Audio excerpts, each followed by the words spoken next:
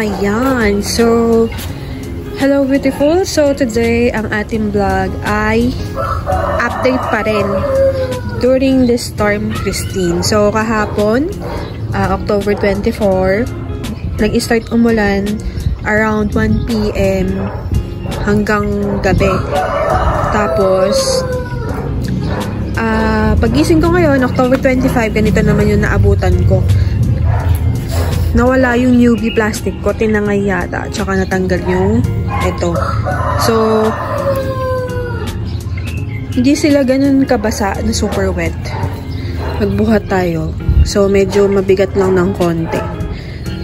Dito siguro, itong mga nabasa talaga. Pero look on this, hindi masyado.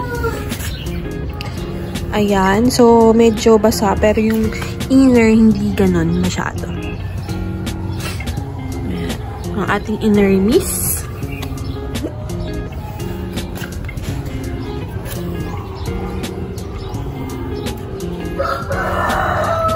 So, wala talaga masyadong ganap. Ayan. So, ngayon, hindi na masyadong umuulan, pero I think later uulan kasi yung panahon ngayon is makulimlim. Ayan.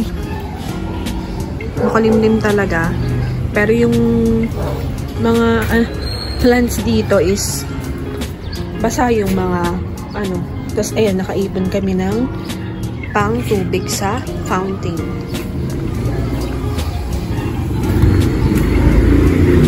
Ayun. So, nung paggising ko, nakita ko yan.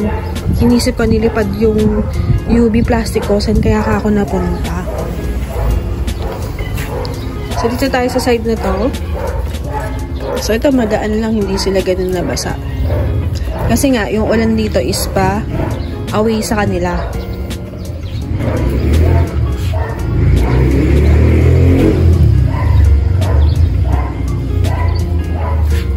So, ito yung rust color na sinasabi ko nung nakaraan. Ayan. Diba? Ganda ng kulay niya. Dito, buhat tayo. Medyo mabigat yung iba. Yung iba naman magaan lang. So, hindi sila fully soak.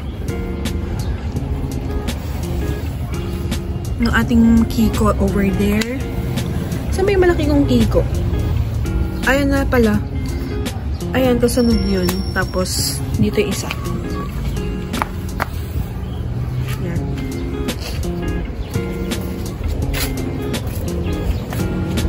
Itong mga cactus ko na to, talagang inano na sila ng damo-damo.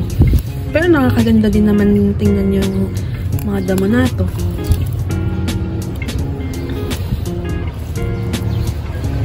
Ayan. So, yun lang ang ating update. Nawala yung aking UV, pero nakita ko siya. Nilipad lang siya somewhere. Ito siya. Nilipad siya dito. Diba?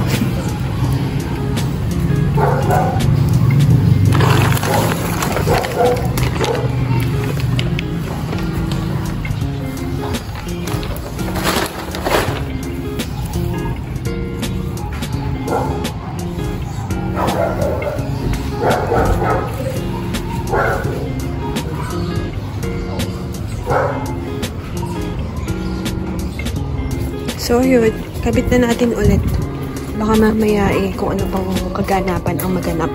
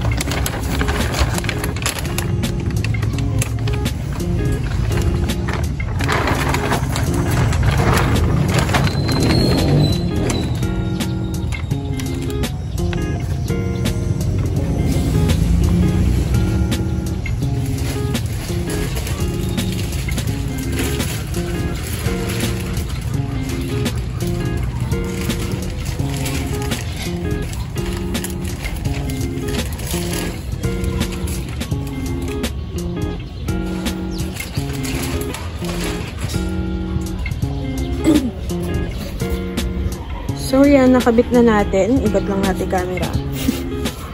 Yeah. So, go na ulit. So, yun lang. Thank you for watching and everything nice at Mitch Sakin and Vlog. This is your news ng Tita saying God bless po at laging mag-ingat.